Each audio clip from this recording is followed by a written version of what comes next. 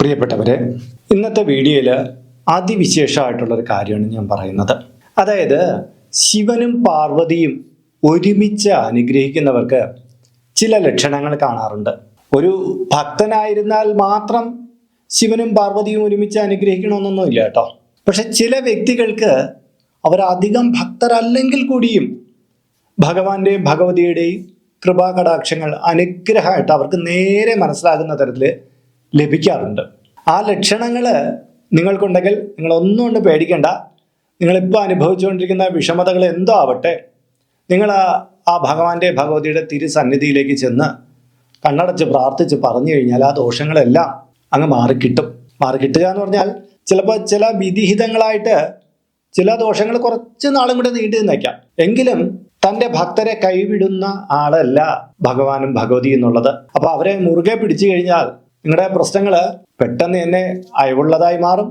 പിന്നീട് അതിൽ നിന്ന് മോചനവും കിട്ടും. പക്ഷെ ആദ്യം നമ്മൾ മനസ്സിലാക്കേണ്ടത് ഉമാപരമേശ്വരന്മാരുടെ ഈ ലക്ഷണങ്ങൾ നിങ്ങൾക്ക് ഉണ്ടോ എന്നുള്ളതാണ്. ഇനിയൊരു പക്ഷേ നിങ്ങൾ ഈ പറഞ്ഞ ലക്ഷണങ്ങളിൽ ഒന്നും നിൽക്കുന്ന ആളല്ല, നിങ്ങൾക്ക് ഇതൊന്നും ഇതുവരെയും കിട്ടിയിട്ടില്ല എങ്കിലും വിഷമിക്കേണ്ട. അങ്ങനെയുള്ള സാന്നിധ്യം നിങ്ങൾക്ക് വർദ്ധിച്ചു വരാനുള്ള ആ ഒരു കാര്യവും കൂടെ ഞാൻ പറഞ്ഞുതരും. അതുവഴിക്ക് നിങ്ങൾക്കും ഭഗവാന്റെ ഭഗവതിയുടെ ആ ചൈതന്യം നേടിയെടുക്കാനും പറ്റും. അപ്പോൾ നമുക്ക് അത് പൂർണ്ണമായിട്ട് എന്താണെന്ന് മനസ്സിലാക്കിയാലോ. നമസ്കാരം, ഞാൻ RJ അയ്യർ ഹരിചന്ദന മഠം. ഹൈന്ദവ ആചാര സംബന്ധമായ ജ്യോതിഷ മോട്ടിവേഷൻ സംബന്ധമായ ഒട്ടേറെ കാര്യങ്ങൾ പറഞ്ഞു തരുന്ന ഒരു വാട്സപ്പ് ചാനൽ നമുക്കുണ്ട്.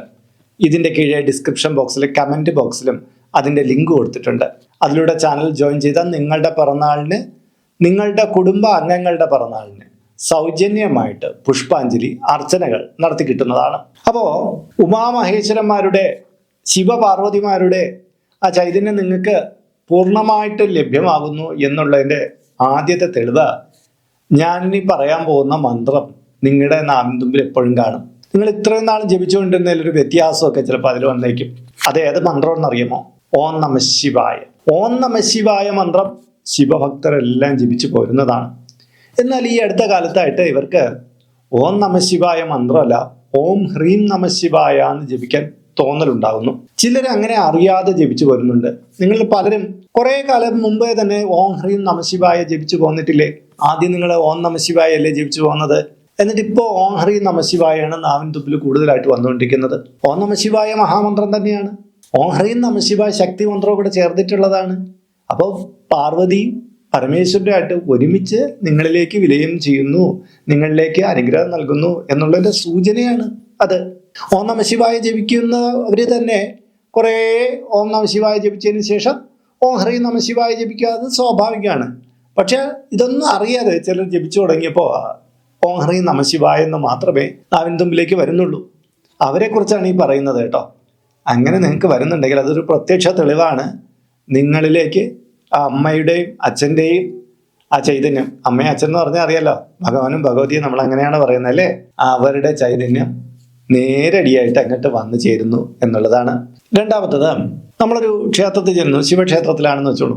അവിടെ ചെല്ലുമ്പോൾ നമുക്ക് സാധാരണ അർച്ചനയൊക്കെ കഴിപ്പിക്കുമ്പോൾ ഭസ്മപ്രസാദം തരാറുണ്ട് അല്ലേ? ഒരു ദിവസം ചെന്ന് നമ്മൾ തൊഴുത്ത് പ്രാർത്ഥിച്ച് വരുമ്പോൾ തിരുമേനി നമുക്ക് ഭസ്മത്തിനോടൊപ്പം കുങ്കുമവും കൂടി വെച്ച് തന്നു. അപ്പോൾ നമുക്ക് തോന്നുന്നു, എന്താ ഈ കുങ്കുമവും കൂടി വെച്ച് തന്നത്? ചില ക്ഷേത്രങ്ങളിൽ ഭസ്മവും കുങ്കുമവും പ്രസാദമായിട്ട് എന്നും ഉണ്ടാവും കേട്ടോ. എന്നാൽ ചില ക്ഷേത്രങ്ങളിൽ മേൽശാന്തിക്ക് നിങ്ങൾക്ക് അന്ന് കുങ്കുമ പ്രസാദവും കൂടി തരണം എന്ന് തോന്നുകയാണ്. അങ്ങനെ കുങ്കുമ പ്രസാദവും കൂടി ചേർത്ത് കിട്ടുകയാണെങ്കിൽ ശിവന്റെയും പാർവതിയുടെയും കൃത്യമായ അനുഗ്രഹം നിങ്ങളിലേക്ക് ഉണ്ടെന്നുള്ളതിൻ്റെ ഒരു സൂചന, പ്രത്യക്ഷ തെളിവ് തന്നിരിക്കുന്നതാണ് കേട്ടോ. അത് വളരെ സന്തോഷകരമാണ്. അപ്പോൾ എന്ത് ചെയ്യും? ആദ്യം ഭസ്മക്കുറി വരയ്ക്കും, അതിൻ്റെ നടുവിൽ സിന്ദൂരം തൊടും. അങ്ങനെ ധരിക്കണം കേട്ടോ ആ ഭസ്മത്തെ. മൂന്നാമത്തെ കാര്യം, വീട്ടുമുറ്റത്ത് കൂവളം മുളച്ചു വരിക എന്നുള്ളതാണ്. നമുക്കറിയാം, കൂവളം എന്ന് പറഞ്ഞാൽ അത്ഭുതകരമായിട്ടുള്ള ദൈവികത പുലർത്തുന്ന ശൈവവുമായിട്ട് ബന്ധപ്പെടുത്തിയ ഒരു സസ്യമാണ്, ഒരു മരമാണ് എന്ന് വേണമെങ്കിൽ പറയാം. ഈ മരം വീട്ടിൻ്റെ മുറ്റത്ത് മുളയ്ക്കുക എന്ന് പറഞ്ഞാൽ അത്യപൂർവമാണ് കേട്ടോ. നട്ട് കഴിഞ്ഞാൽ മുളച്ചു വരും. പക്ഷേ വീട്ടിൻ്റെ മുറ്റത്ത് തനിയെ കൂവളം മുളച്ചു വരികയാണെങ്കിൽ അത് വളരെ ഗുണകരമായിട്ടുള്ള കാര്യമാണ്. ഭഗവാന്റെ സാന്നിധ്യം അവിടെയുണ്ട്. പക്ഷേ നേർനടയിലാണിത് മുളയ്ക്കുന്നതെങ്കിൽ ഭഗവതിയുടെ സാന്നിധ്യം ആ വീട്ടിൽ വന്നു ചേരുന്നു എന്നുള്ള സൂചനയാണ്. അപ്പോൾ ആ കൂവളം എന്ത് ചെയ്യണമെന്ന് പലരും ചോദിക്കും. അവിടെ നിർത്തിയാൽ ശരിയാവില്ല അങ്ങനെയൊക്കെ പറയാറുണ്ട്. കൂവളം വലിയ മരം ആകുന്നതല്ലേ? ശരിയാണ്, അവിടെ നിർത്തണ്ട. നിങ്ങൾ നിങ്ങളുടെ വീടിൻ്റെ അതിരിൽ അവിടെ കൊണ്ടുവയ്ക്കും. ഇനി ഒരു പക്ഷേ നിങ്ങൾക്ക് അതിര് ഭാഗത്ത്, അതായത് കുറച്ച് ഒഴിഞ്ഞ പ്ലേസ് ഒന്നും നിങ്ങൾക്ക് ഇല്ല, ഒട്ടും സ്ഥലമില്ലാത്ത വീടാണെങ്കിൽ പിന്നെ നിങ്ങൾക്ക് അത് നിർത്താൻ കഴിയില്ല എങ്കിൽ അതൊരു ശിവക്ഷേത്രത്തിൽ കൊണ്ടുപോയി സമർപ്പണം ചെയ്യണം. ഒരു കവറിൽ നട്ടുപിടിപ്പിച്ച് നിങ്ങളൊരു ശിവക്ഷേത്രത്തിൽ കൊടുക്കുക. അവിടെ അവർ അത് നട്ടുപിടിപ്പിക്കാനുള്ള ഏർപ്പാട് ചെയ്യുക. ആദ്യം അന്വേഷിക്കണം ഇവിടെ കൊണ്ടുവന്നാൽ അത് സ്വീകരിക്കുമെന്ന്, ഇല്ലെങ്കിൽ മറ്റൊരാൾക്ക് കൊടുക്കും. പരമാവധി നിങ്ങളുടെ വീട്ടിൻ്റെ ഏതെങ്കിലും കോണിൽ എവിടെയെങ്കിലും അത് അങ്ങനെ മുളച്ചു വരുന്നത് നട്ടുപിടിപ്പിക്കാമെങ്കിൽ ഏറെ ഉത്തമമായിരിക്കും. അത് വലിയ ഗുണമാണ് എന്നേ ഞാൻ പറയുള്ളൂ. വേറെ കൊടുക്കണമെങ്കിൽ ക്ഷേത്രത്തിൽ കൊടുക്കണം, മറ്റൊരാൾക്ക് പിഴുതു കൊടുക്കാതിരിക്കൂ എന്നുള്ളതാണ് കേട്ടോ. നാലാമത്തെ കാര്യം, ശിവപാർവതിമാരുടെ ചിത്രം സമ്മാനമായിട്ട് ലഭിക്കുക. ശിവപാർവതിമാരുടെ ചിത്രം നമുക്ക് ഭക്തരെ സംബന്ധിച്ചിടത്തോളം ആനന്ദദായകമാണ്. ചിലപ്പോൾ നമുക്ക് ഹൗസ് വാമിങ്ങുമായിട്ട് ബന്ധപ്പെടുത്തിയോ അല്ലാതെയോ ഒരാൾ ഗിഫ്റ്റ് തരുമ്പോൾ ശിവപാർവതിമാരുടെ ചിത്രമാണ് സമ്മാനിക്കുന്നതെങ്കിൽ നമ്മൾ മനസ്സിലാക്കേണ്ടത് ഭഗവതി ഭഗവാന്മാരുടെ അനുഗ്രഹം നമുക്ക് നേരിട്ട് തരുന്നു എന്നുള്ള ലക്ഷണമാണ്. ചിലപ്പോൾ അതൊരു പ്രതിമയാവാം, ചിലപ്പോൾ ചിത്രമാവാം, ചിലപ്പോൾ എന്താ പറയുന്ന ചില ആശംസാ കാർഡായിട്ട് കൊണ്ടുവന്ന് എന്നേക്കും. ഇതെല്ലാം ഭഗവാന്റെ ഭഗവതിയുടെ ഒരു പ്രത്യക്ഷ സാന്നിധ്യം നമ്മളുടെ മേലുണ്ട് എന്നുള്ളതാണ്. അഞ്ചാമത്തെ കാര്യത്തിലേക്ക് കടക്കുന്നതിന് മുമ്പ് ഇതിന്റെ കീഴെ കമന്റ് ബോക്സിൽ നിങ്ങളുടെ പേര്, നിങ്ങളുടെ വയസ്സ്, നിങ്ങളുടെ നക്ഷത്രം ഇവ രേഖപ്പെടുത്തിയാൽ ഇവിടെ നടക്കുന്ന പൂജാ പ്രാർത്ഥനകളിൽ നിങ്ങളെ ഉൾക്കൊള്ളിക്കുന്നതാണ്. ഒരു മാസത്തേക്കായിരിക്കും ഇപ്രകാരം ചെയ്യുന്നത്. കൂടുതലായിട്ട് വേണമെന്നുള്ളവർ ഇനി തൊട്ട് ഇതിൽ അപ്ലോഡ് ചെയ്യുന്ന എല്ലാ വീഡിയോയുടെ കീഴിൽ നിങ്ങളുടെ ഡീറ്റെയിൽസ് ഇങ്ങനെ കൊടുത്താൽ മതിയാകും. അഞ്ചാമത്തെ കാര്യം, സ്വപ്നത്തിൽ ഉമാമഹേശ്വരന്മാർ വരിക എന്നുള്ളതാണ്. ദൈവങ്ങളെ സ്വപ്നത്തിൽ കാണുന്ന വളരെ സന്തോഷകരമായിട്ടുള്ള കാര്യമാണ്. അങ്ങനെ എല്ലാവർക്കും കാണാൻ കിട്ടുന്നതല്ല. പക്ഷെ ഒരു വ്യക്തി തുടർച്ചയായിട്ട് ഉമാമഹേശ്വരന്മാരെ സ്വപ്നത്തിൽ കാണുകയാണെങ്കിൽ പുണ്യം ചെയ്ത ജന്മം എന്ന് തന്നെ പറയാം. കാര്യം ഇവരുടെ ജീവിതത്തിലുണ്ടാകുന്ന ഒരുപാട് കഷ്ടതകൾക്ക് നിവാരണം കിട്ടാൻ തുടങ്ങുകയാണ്. ആ ഭഗവാന്റെ ഭഗവതിയുടെ പ്രത്യക്ഷമായ സാന്നിധ്യമാണ് അവിടെ സൂചിപ്പിക്കുന്നത്. ആറാമത്തത്, അറിയാതെ ഉമാമഹേശ്വര ക്ഷേത്രത്തിലെത്തുക. അതൊരു വലിയ നിമിത്തമാണ് കേട്ടോ. നമ്മളൊരു ക്ഷേത്രത്തിൽ പോകാറങ്ങനെയാണ്, അന്നേരം നമുക്ക് ആ ക്ഷേത്രം അവിടെ എന്താണുള്ളതെന്നൊന്നും വലിയ പിടിയൊന്നുമില്ല. ചിലപ്പോൾ കുറേ ക്ഷേത്രങ്ങൾ സന്ദർശിച്ചു പോകുന്ന ഒരു രീതിയായിരിക്കും. പക്ഷെ നിങ്ങൾ എത്തിച്ചേരുന്ന ക്ഷേത്രം അവിടെ എത്തിക്കഴിഞ്ഞിട്ടാണ് മനസ്സിലാകുന്നത് ഇത് ഉമയും മഹേശ്വരനും ചേർന്നിട്ടുള്ള ഉമാമഹേശ്വര ക്ഷേത്രമാണ്. അത്രയും നേരം നിങ്ങൾക്ക് അറിവില്ല. ഇനി ചിലപ്പോൾ അറിവുണ്ടായിരിക്കാം, പക്ഷെ നിങ്ങൾ ആ ക്ഷേത്രത്തിൽ പോകണമെന്ന് തീരുമാനിച്ചിരുന്നില്ല. പക്ഷെ നിങ്ങൾ യാദൃച്ഛമായിട്ട് ആ തിരുനടയിലേക്ക് ചെല്ലുകയാണ്. അതായത് നിങ്ങളെ ക്ഷണിക്കുകയാണ്. അമ്മയും അച്ഛനും കൂടെ ചേർന്നിട്ട് ആ നടയിലേക്ക് വരൂ മകനെ എന്ന് പറഞ്ഞ് അല്ലെങ്കിൽ മകളെ എന്ന് പറഞ്ഞ് വിളിക്കുകയാണ്. ഇത് വലിയൊരു ലക്ഷണമാണ്. നിങ്ങളുടെ ജീവിതം സുകൃതമാകുന്നതിൻ്റെ ലക്ഷണമാണ്. പിന്നെ വേറൊന്നും വേണ്ട, പുണ്യകരമായിട്ടുള്ള ഒരു അനുഭവം, അത് പറഞ്ഞറിയിക്കാൻ പറ്റാത്തതാണ്. അത് ലഭിച്ചിട്ടുള്ളവർ ഭാഗ്യം ചെയ്തവരാണ്. ഏഴാമത്തെ കാര്യം, ഇത് നിങ്ങളായിട്ട് ചെയ്യുന്ന ഒരു കാര്യമൊന്നുമില്ല. നിങ്ങളുടെ മാതാപിതാക്കളൊക്കെ നിങ്ങൾക്ക് സമ്മാനിക്കുന്ന, നിങ്ങൾ ജനിച്ചപ്പോൾ തന്നെ ശിവനുമായിട്ട് ബന്ധപ്പെടുത്തിയ, ദേവിയുമായിട്ട് ബന്ധപ്പെടുത്തിയ പേരുകൾ നിങ്ങൾക്ക് കിട്ടുക എന്നുള്ളതാണ്. ഉദാഹരണമാണ് ശിവൻ, ശിവകുമാർ, ശിവപാർവതി, ശിവശങ്കർ, ഉമാപതി, കൈലാസനാഥൻ, പാർവതി, പാർവതി ശങ്കർ എന്നൊക്കെയുള്ള ശിവനും അല്ലെങ്കിൽ ശിവപാർവതിമാരുമായിട്ട് ചേർന്നിട്ടുള്ള പേരുകൾ നിങ്ങൾക്ക് സമ്മാനമായിട്ട് കിട്ടുക.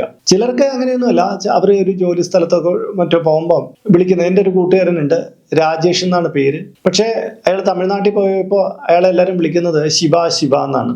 വലിയ ശിവഭക്തനാണ്. അയാളെ എങ്ങനെയോ ആൾക്കാരെ വിളിച്ചു തുടങ്ങി ശിവ എന്ന്. ഇപ്പൊ അയാളുടെ പേര് ശിവ എന്നാണ്. അവിടെയുള്ളവരൊക്കെ അങ്ങനെ പറഞ്ഞാലേ അറിയുള്ളൂ. പക്ഷെ എന്തോ അയാൾക്ക് അയാൾ നാട്ടിൽ നിന്ന് മറുനാട്ടിൽ പോയി അവിടെ വലിയൊരു ബിസിനസ് സാമ്രാജ്യമൊക്കെ കെട്ടിപ്പടുത്തു എന്ന് വേണമെങ്കിൽ പറയാം. അങ്ങനെയുള്ള ഒരു വളർച്ച അദ്ദേഹത്തിന്റെ ജീവിതത്തിൽ ഉണ്ടായിട്ടുണ്ട്. ആ ശിവ എന്നുള്ള പേര് അദ്ദേഹത്തിന് കിട്ടിക്കഴിഞ്ഞതിന് ശേഷമാണ് തൻ്റെ ജീവിതത്തിൽ ഈ വളർച്ച ഉണ്ടായത് എന്ന് പറയുന്നുണ്ട്. ശിവ എന്ന് തുടങ്ങുന്ന ഒട്ടേറെ സ്ഥാപനങ്ങളും അദ്ദേഹത്തിന് ഇപ്പോൾ ഉണ്ട്. ശരിക്കും പറഞ്ഞാൽ നമുക്ക് ജന്മത്തിലെ സുഹൃതമായിട്ടാണ് ഇത്തരം ദൈവനാമങ്ങളൊക്കെ കിട്ടുന്നത്. അത് കിട്ടിയിട്ടുള്ളവരും നിങ്ങൾ അറിയാതെ തന്നെ ഈശ്വരകടാക്ഷം നിങ്ങൾ ജനിച്ചപ്പോൾ തന്നെ നിങ്ങളിലേക്ക് വന്നു ചേർന്നു എന്നുള്ളതിൻ്റെ ചുരുക്കമാണിത്. അപ്പോൾ പ്രിയപ്പെട്ടവരെ, ഉമാമഹേശ്വരന്മാരുടെ പ്രത്യക്ഷ സാന്നിധ്യമുള്ളവരുടെ ലക്ഷണങ്ങളാണ് ഇത് പറഞ്ഞത്. എന്നാൽ ഇത് കേട്ട് കഴിയുമ്പോൾ ചിലർക്കെങ്കിലും തോന്നും, ഞാൻ നിത്യേന ഭഗവാനെ വിളിക്കുന്നുണ്ട്, അമ്മയെ വിളിക്കുന്നു, ഭഗവതി വിളിക്കുന്നുണ്ട് എന്ന് പറയുന്നുണ്ട്. പക്ഷേ എനിക്ക് ഈ ലക്ഷണങ്ങളൊന്നുമില്ല, എന്തുകൊണ്ട് എനിക്കിത് കിട്ടിയില്ല? ശരിക്കും പറഞ്ഞാൽ നമ്മളൊരു ഭക്തനായിട്ടിരിക്കുന്നതും ഭക്തവത്സലനായിരിക്കുന്നതും തമ്മിൽ വ്യത്യാസമുണ്ട്. ഒരു ഭക്തനായിരിക്കുക എന്ന് പറഞ്ഞാൽ നമ്മൾ അതിലേക്ക് മുഴുകിയിരിക്കുക. പക്ഷേ ആ ഈശ്വരന്റെ പ്രിയപ്പെട്ട ഒരാളായിട്ട് മാറുമ്പോൾ ഭക്തവത്സലനാവും. ഈ വത്സലനാവണമെങ്കിൽ നമ്മൾ എന്ത് ചെയ്യണമെന്ന് അറിയുമോ? നിഷ്കളങ്കമായിട്ട് പ്രാർത്ഥിക്കുക എന്നുള്ളതാണ്. അതായത് പുഞ്ചിരിയോടുകൂടി മനസ്സിലെ കളങ്കമെല്ലാം മാറ്റിവെച്ച് ആ ഭഗവാനെ അങ്ങ് കാണുന്ന, ആസ്വദിച്ച് കാണുക എന്ന് പറയില്ലേ, സന്തോഷത്തോടെ അമ്മയും ഭഗവതിയും ഭഗവാനെ ഇങ്ങനെ കണ്ടിരിക്കുക. നിങ്ങൾ പ്രാർത്ഥിക്കുക. ശിവഭഗവാന്റെ നടയിൽ ചെന്നാലും ഭസ്മം ധരിച്ച് നന്നായിട്ട് ഓം നമ ശിവായ, ഓം ഹ്രീം നമ ശിവായ, ഓം നമ ശിവായ, ഓം ഹ്രീം നമ ശിവായ എന്ന് മാലയായിട്ട് ഉരുവിടുക എന്ന് പറയും. എങ്ങനെയാണ്? ഓം നമ ശിവായ, ഓം ഹ്രീം നമ ശിവായ, ഓം നമ ശിവായ, ഓം ഹ്രീം നമ ശിവായ. ഇങ്ങനെ കുറഞ്ഞ പക്ഷം 8 മിനിറ്റെങ്കിലും ഡെയിലി ജപിച്ചോളൂ. നിങ്ങൾ പതിയെ ഭക്തനിൽ നിന്ന് ഭക്തവത്സലനായിട്ട് മാറും. ഇത് നിങ്ങൾ അറിഞ്ഞിരിക്കേണ്ട ഒരു ശിവഭക്തനാണ് വ്യക്തമായ രീതിയിൽ മനസ്സിലാക്കണം. എന്ന സന്ധ്യ സമയത്ത് നിങ്ങളിങ്ങനെ ജപിച്ചു തുടങ്ങും, നിങ്ങളുടെ ജീവിതത്തിൽ എന്തൊക്കെ മാറ്റം ഉണ്ടായി വരുമെന്ന് നിങ്ങൾ കണ്ടോളൂ. നിങ്ങളുടെ പ്രശ്നങ്ങളൊക്കെ പതിയെ പതിയെ എവിടെയെങ്കിലും മാറും. നമ്മളെ വല്ലാതെ കീറിമുറിക്കുന്ന വിഷയങ്ങളൊക്കെ അത് വളരെ നന്നായിട്ട് സോൾവ് ആയിട്ട് മാറിക്കിട്ടും. നമ്മുടെ ജീവിതം തന്നെ ഒരു കരയിലേക്ക് എത്തിച്ചേരും. നല്ലൊരു ദിശാബോധമെല്ലാം നമുക്ക് കിട്ടും. ഈശ്വര കടാക്ഷം നമുക്ക് എന്നെന്നും ഉണ്ടാകും എന്നൊക്കെ ഉള്ളതാണ് ഇതിൻ്റെ ഒരു പ്രത്യേകത. അപ്പോൾ ഇന്നത്തെ വീഡിയോ ഇവിടെ പൂർണ്ണമാവുകയാണ്. ഇതുമായി ബന്ധപ്പെട്ട നിങ്ങളുടെ അഭിപ്രായങ്ങൾ, നിർദ്ദേശങ്ങൾ ഇതിൻ്റെ കീഴെ കമൻറ്റ് ബോക്സിൽ രേഖപ്പെടുത്തുക. ഇതിൽ കാണുന്നത് എൻ്റെ വാട്സപ്പ് നമ്പറാണ്. ജ്യോതിഷ സംബന്ധമായതും പൂജാ സംബന്ധമായതുമായ അപ്പോയിൻമെൻറ്റിന് വേണ്ടിയിട്ടാണ് ഇത് നൽകിയിരിക്കുന്നത്. നേരിട്ട് വിളിച്ചു കഴിഞ്ഞാൽ കിട്ടുകയില്ല. നിങ്ങളുടെ പേര്, നിങ്ങളുടെ സ്ഥലം ഇവ രേഖപ്പെടുത്തി വാട്സപ്പിലൂടെ മെസ്സേജ് ചെയ്യുക. അപ്പോൾ അഡ്മിനൊരു മാർഗ്ഗനിർദ്ദേശം അയച്ചു നൽകുന്നതാണ്. ആ മാർഗ്ഗനിർദ്ദേശം അനുസരിച്ച് അപ്പോയിൻമെൻറ്റ് എടുത്തിട്ട് വിളിക്കാവുന്നതാണ്. പ്രിയപ്പെട്ടവരെ, ഇപ്പോൾ യൂട്യൂബിൽ ഒരു സ്റ്റോർ നമ്മൾ ആരംഭിച്ചിട്ടുണ്ട്. നിങ്ങൾക്ക് ആവശ്യമുള്ള പൂജാ സാധനങ്ങൾ മേടിക്കാൻ വേണ്ടിയിട്ടുള്ള ഒരു സ്റ്റോറാണിത്. കുറേ സാധനങ്ങൾ ലിസ്റ്റ് ചെയ്തിട്ടുണ്ട്.